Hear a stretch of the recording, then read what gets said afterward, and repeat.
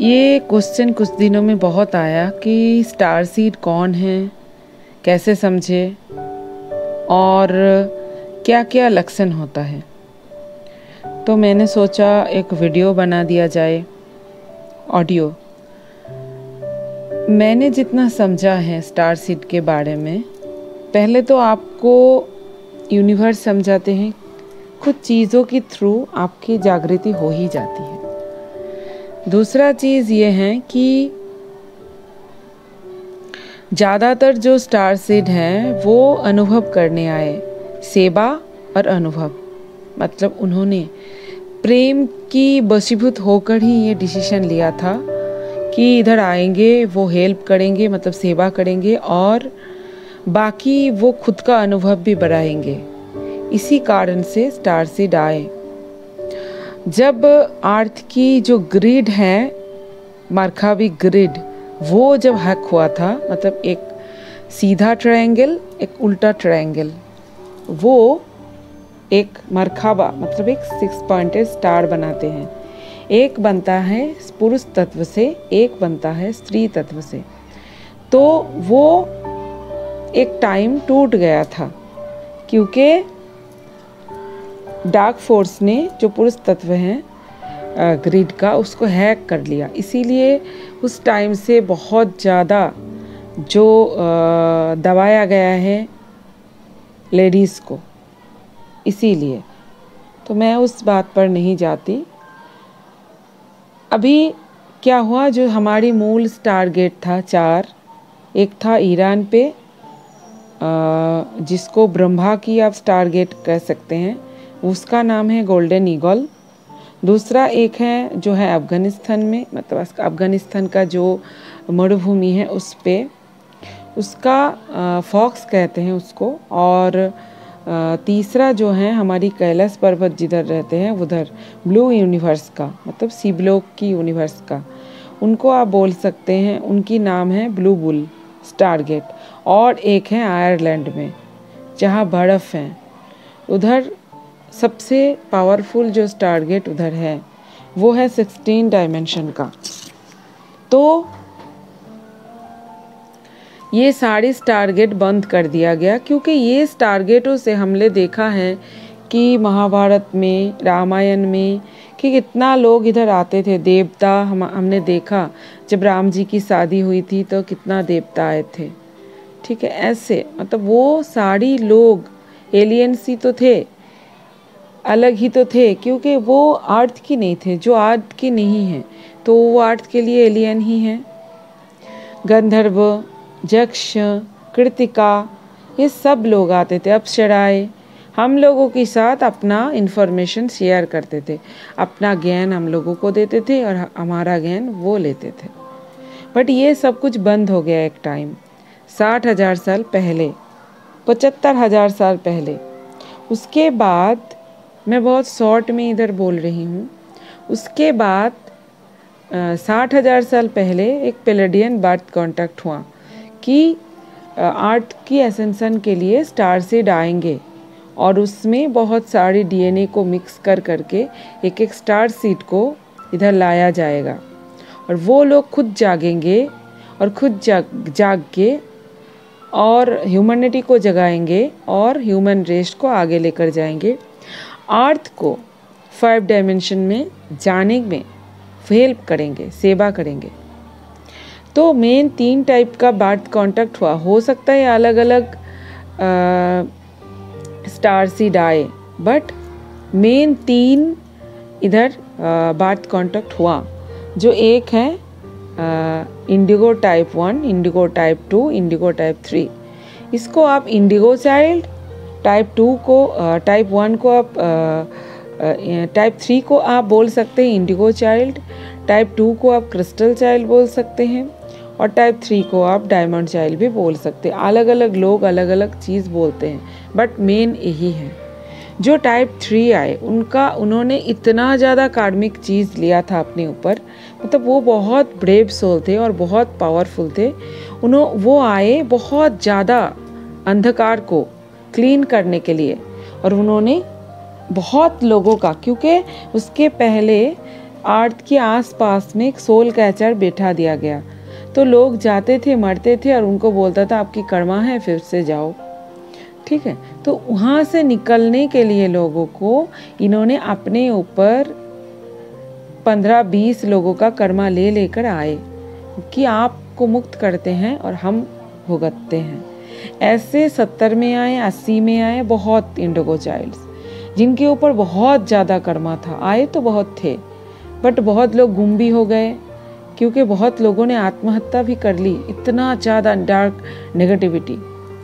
इन लोगों को ना बहुत ज़्यादा छोटी उम्र से एलर्जी बहुत ज़्यादा होते हैं, खाने पे खांसी जो बहुत ज़्यादा होती है क्योंकि एलर्जी होता है, कोल्ड एलर्जी, क्योंकि वो है तो बहुत हाई डायमेंशन का। इधर इन इन्वायरमेंट में उनको एलर्जी होता जाता है।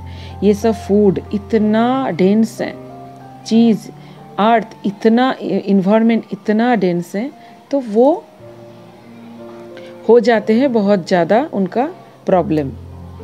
तो ये तो इसके अंदर बहुत डीएनए मिक्स किया गया।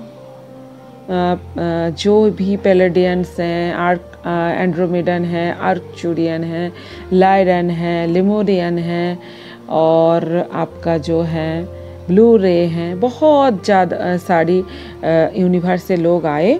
उनके अंदर अलग अलग डीएनए डाला गया थोड़ी थोड़ी करके, और उनकी अलग अलग सोल कॉन्ट्रैक्ट बनी। जो टाइप 3 हैं उनका अनुनाकिस की भी डीएनए उनके अंदर डाला गया क्योंकि वो उनका कर्म भी क्लीन करना चाहते। वो इतना मतलब एकदम प्रेम से भरे हुए लोग वो, तो अनुनाकिस की भी कर्म उन्होंने लिए और वो भी हील करने के लिए अपने अंदर लिए। ठीक है, तो ये बोला जाता है जो टाइप 3 है उसके अंदर पॉजिटिव भी हैं और नेगेटिव भी हैं, मतलब 2 अवतार हैं। जो टाइप 2 हैं वो हैं ह्यूमन रेस और जो है देवता बोल सकते हैं, लाइट। ये दोनों की संतानियाँ हैं। जो टाइप 2 है तो वो अलग डायमेंशन की, उनके अलग अलग स्टार सिस्टम से वो आए हैं, बट वो जो सोल कॉन्ट्रैक्ट है वो ह्यूमन रेस का, जो हमारी पहले का बहुत पावरफुल ह्यूमन रेस था, उनका डीएनए डाला गया जैसे लेमोरियन का, और उसके साथ डाला गया जो लाइट का है, जो स्टार्स सीड्स, मतलब जो स्टार एलियन लोग जो हैं, जो लाइट फोर्स की तरफ से काम करते उनका। और जो टाइप 1 है वो एकदम अपना ओरिजिन में है, वो इतना ज़्यादा कर्म में फंसते नहीं है, वो बहुत कम आए हैं और वो अपनी स्टार फैमिली से भी जुड़ी हुई होती हैं। वो जो परमहंस हैं, जो बहुत पावरफुल लोग हैं, मतलब स्पिरिचुअलिज्म में वो हैं, वो टाइप मतलब वो जागृत हैं, वो जन्म से जागृत रहते हैं, इतना ज़्यादा कर्म उनको ऊपर नहीं होता। और होता है बहुत ज़्यादा स्टार सिस्टम से, कितना हमने कितना सुना है, उससे ऊपर होता है। अगर आपने जो वैशिष्ट होता है, मतलब जो आप समझ सकते हैं कि आप अगर स्टारसीड है कि नहीं, पहले तो आपका डीप एक नोइंग होता है, दूसरा आपकी नार्सिसिस्टिक फैमिली होता है, ज़्यादातर होता भी नहीं है, ऐसा है किसी किसी का नहीं होता। और आप छोटे उम्र से एक स्पिरिचुअल सीकर भी होते हैं। आपका एलर्जीज होते हैं बहुत ज़्यादा, food allergy, dust allergy, cold allergy, ये होता ही होता है क्योंकि इस इन्वायरमेंट में आप एडजस्ट नहीं कर पाते। और लोगों की बात ना आपको ड्रामा लगता है कि ये समझते क्यों नहीं, और गुस्सा भी बहुत ज़्यादा आता है कि लोग इतना पागल क्यों हैं। छोटे उम्र से आपको ऐसा एक्सपीरियंस होता है। और एक टाइम होता है जिस टाइम में आप जागते हो और इतना अपना ग्रो करते हो, लोग चौंक जाते हैं कि आप कैसे किया, और अपनी इतना डीप बात आप करने लगते हो। ये स्टार सीडों का लक्षण है। और दूसरा बहुत ज़्यादा है जो आपको, ये मैंने मेरा एक्सपीरियंस बताई, और आप जो लिखा हुआ है गूगल में भी आप बहुत कुछ पढ़ सकते हैं, बट ये मैंने जो बोला ये ना आपका मेरी खुद का एक्सपीरियंस है। और आपका फैमिली सब लोग बस आपसे लेते रहेंगे और आप देते रहोगे। आपको लगेगा आप इतना प्रेम से भरे हुए होंगे। ऊपर तो आपको गुस्सा आएगा, बट आप अंदर से एक माँ की तरह होंगे, क्योंकि आप आए थे तो प्रेम के लिए ना। अपने क्यों आए इधर? प्रेम के लिए आए हैं कि हमें इधर आके सेवा करना है और एक्सपीरियंस भी लेना है, मदर अर्थ को हील भी करना है। इसीलिए तो एक अंदर से आपको ये रहता ही रहता है, और एक डीप नोइंग हो ही जाता है आपके कि मैं स्टार सीड हूँ। बाकी का चीज़ आप जो गाया एक आपको मिल जाएगा एक वेबसाइट, उसमें आप पढ़ सकते हैं। उसमें लिखा हुआ है बहुत चीज़, वो तो हर एक वेबसाइट में आपको लिखा मिलेगा। मैंने जो बताया ये मेरी एक्सपीरियंस है। और करंट एनर्जी अगर मैं बताऊँ तो इसमें जो है, इसमें आपने बहुत अच्छा काम किया है। आप खुद का हीलिंग अगर कर रहे हो तो आप मदर अर्थ की हीलिंग कर रहे हो, क्योंकि आपने बहुत कर्म लिया है जो स्टार सीड है, लाइट वर्कर से, आर्थ एंजल है। और अगर आप खुद को हील कर रहे हो तो बहुत लोगों को आप हील कर रहे हो। जैसे प्रकृति का एक नियम होता है कि वो बैलेंस करती रहती है, मतलब वो जिधर ज़्यादा है जिधर कम है वो बैलेंस करता है। अगर आप एक एनर्जी बीम हो तो आपसे एनर्जी लेकर प्रकृति जहाँ कम है उधर बैलेंस करते हैं। आपकी ना जानते हुए भी आप हील करते हो आपके आसपास के लोग, आपके आसपास की इन्वायरमेंट को। तो ये काम आप कर रहे हो, आप अपने आप का अगर हील करते हो, आप अर्थ को हील करते हो, तो आपने बहुत अच्छा काम किया। और दूसरा चीज़ ये है, फियर में ना रहे। एक फियर वर्ड को अपना डिक्शनरी से ख़त्म करें और लव पे आए। और आपको ये सोचना है कि मैंने चूज़ किया है। देखिए, फियर की उल्टा लव ही होता है, तो आप हमेशा लव को चूज़ करें। कोई अगर गुस्से में आकर आपको कुछ बोले भी तो आप उसको फॉरगिव कर दे। हमेशा फॉरगिवनेस में रहे। ऐसा नहीं कि आपको कुछ दबाया जा रहा है आप उस पर एक्शन ना ले। एक्शन आप ले, आप वहाँ से बाहर आए। जहाँ आपका फ्रीडम हार्ट हो रहा है, फ्री विल हार्ट हो रहा है, उधर से आप बाहर आए, एक डिसीजन ले और एक बाउंड्री भी बनाए कि इस बाउंड्री के आगे आप नहीं घुस सकते। ठीक है, क्वेश्चन करे बट फॉरगिव भी करे। कोई कुछ बोल रहा है तो आप भी आगे जाकर मत बोले, क्योंकि आपकी एनर्जी उससे वेस्ट होगा। उनको पता ही नहीं है वो क्या बोल रहा है, वो ईगो में है, उनको पता ही नहीं है। तो आपको आप खुद को, अगर आपने समझा है चीज़ों को, तो आप खुद को इसमें ना लेकर जाए और हमेशा लव को चूज़ करें।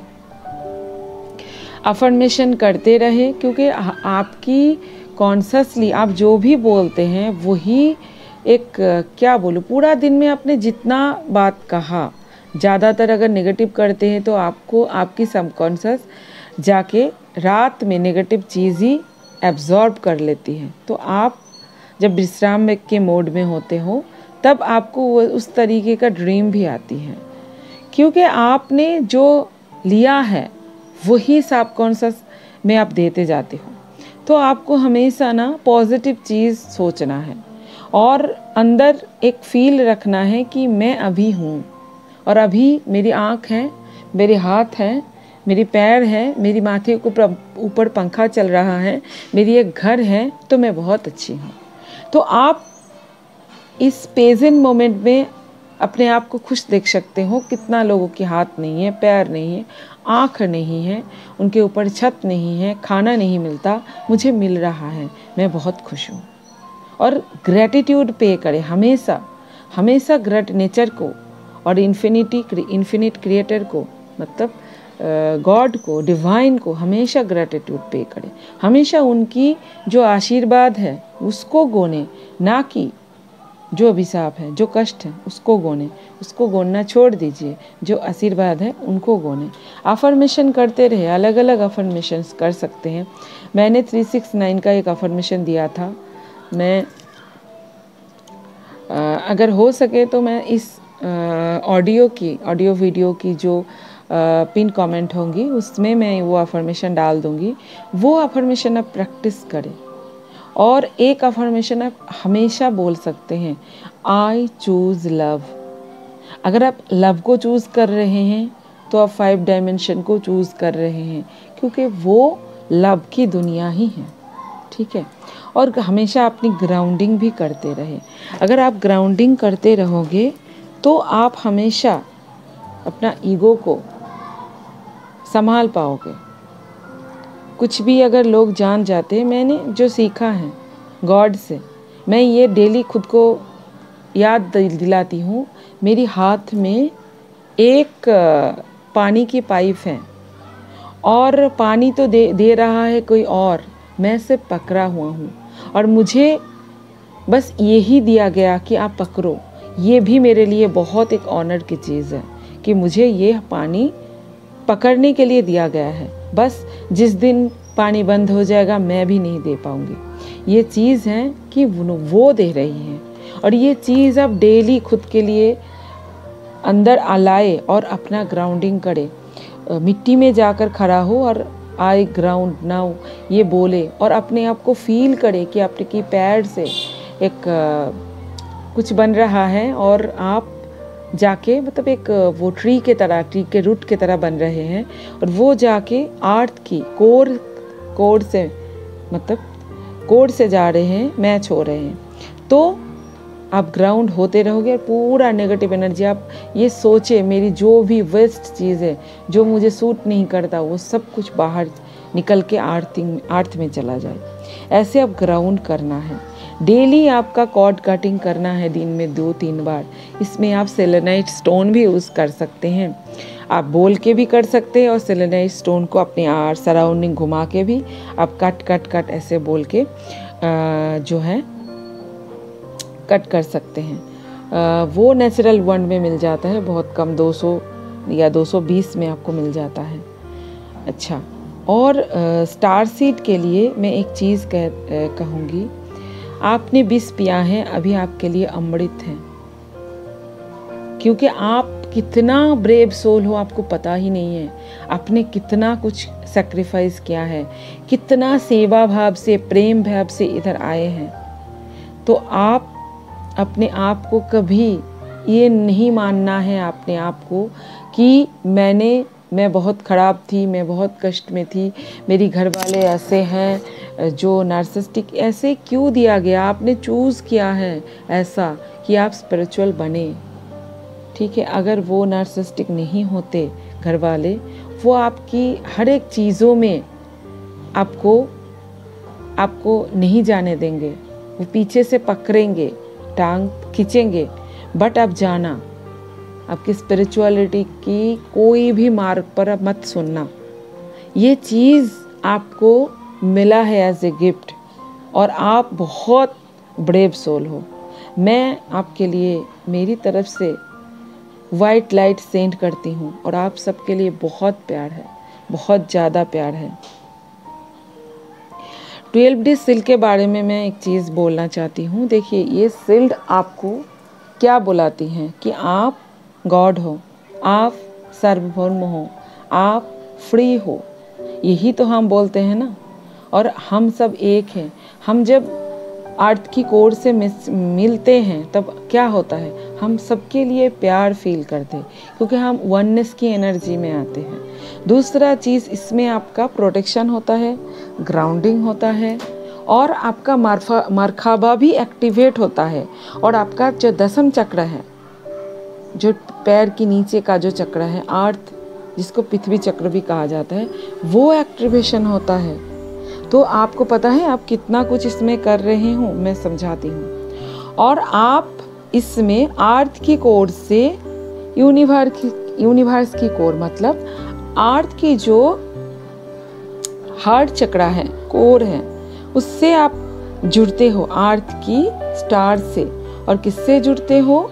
यूनिवर्स की कोर से। एंड्रोमेडा गैलेक्सी के कोर में जो स्टार हैं, अर्थ की स्टार और एंड्रोमेडा गैलेक्सी के स्टार, इस दोनों स्टारों से आप जोड़ते हो अपने आप को और आप एक मीडियम बनते हो एंड्रोमेडा गैलेक्सी से आप जब ये लाइन बनाकर रखते हो, आपके अंदर आपकी हार्ट चक्रा में पूरा दिन एनर्जी आता रहता है और एक नॉट बनता है अर्थ की, स्टार की और एंड्रोमेडा गैलेक्सी की, स्टार की। और फिर वो नॉट से जितना पावर आप लाते हो, अगर ज़्यादा हो जाते हैं तो अर्थ को चैनल हो जाते हैं वो पावर।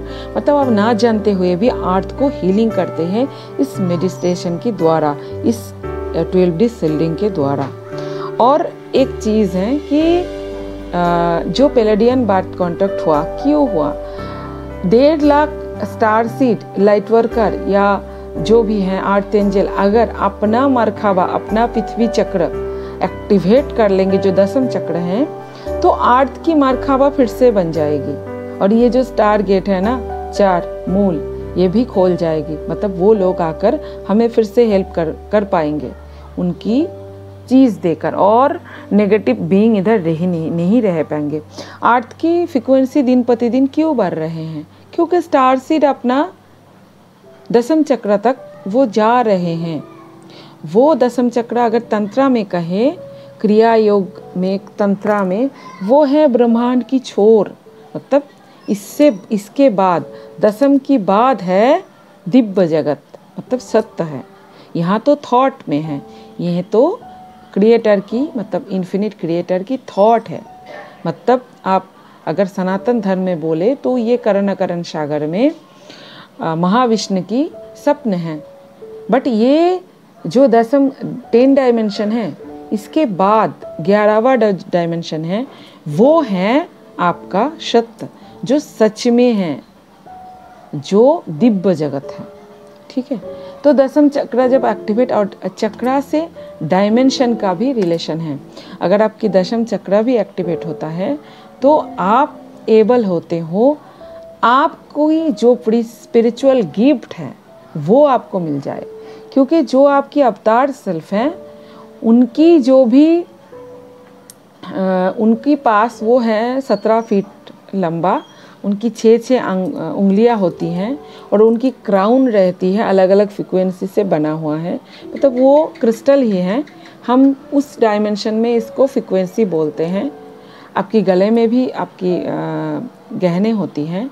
बट आप जब आते हो ना, एक कुकुन के अंदर सोते हो और आप इधर आते हो, मतलब ड्रीम में आने के लिए सोना पड़ता है ना, तो आप हायर डायमेंशन में सोते हो और इधर ड्रीम में आते हो, आपकी एक लोअर सेल्फ इधर आते हैं। तो उस टाइम डार्क फोर्स क्या करते हैं ना, आपकी ये गहने चुराते हैं।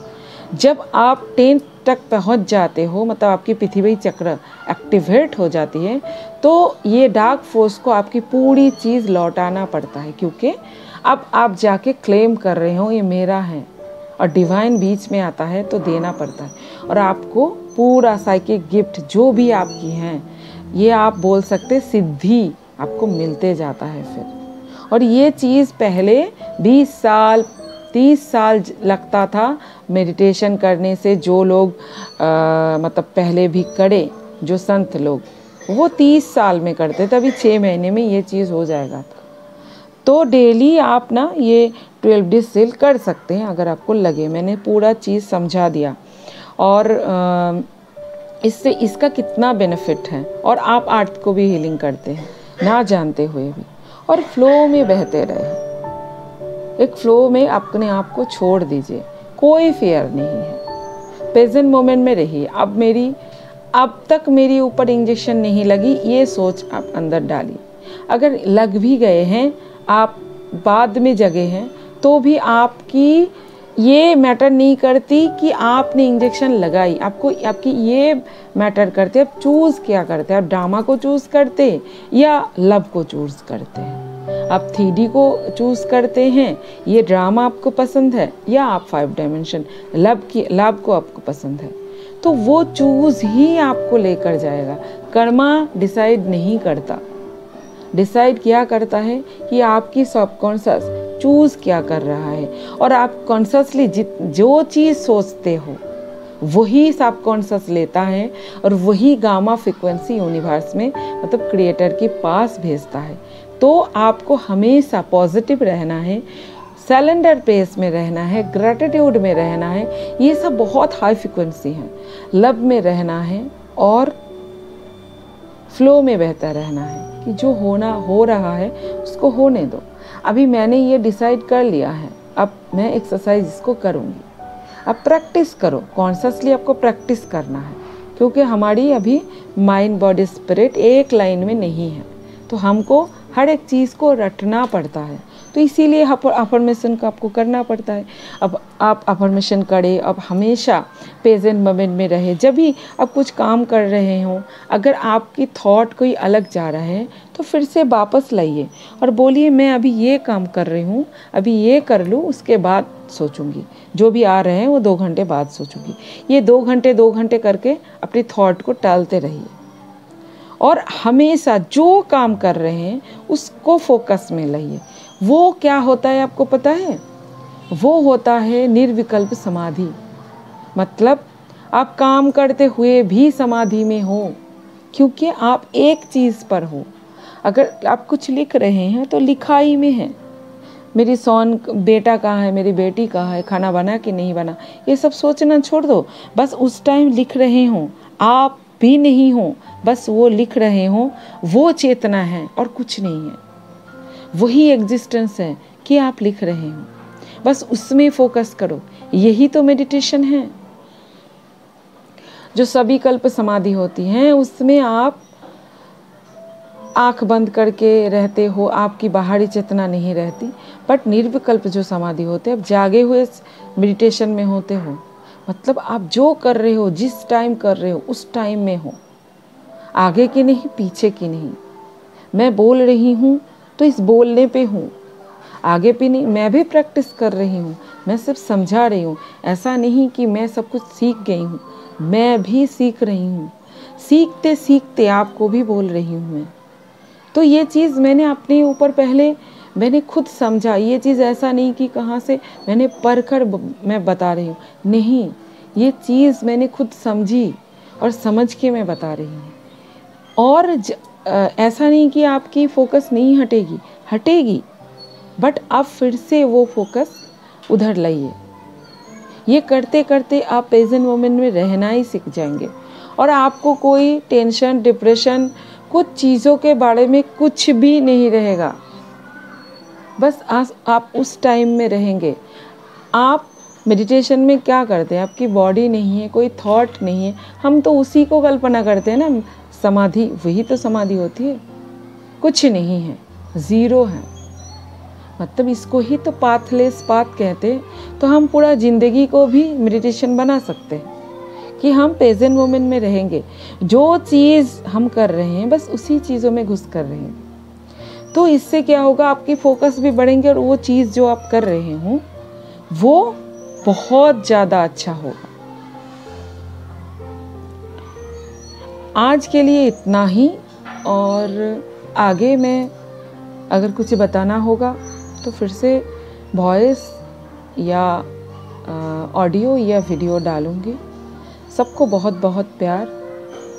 Thank you so much.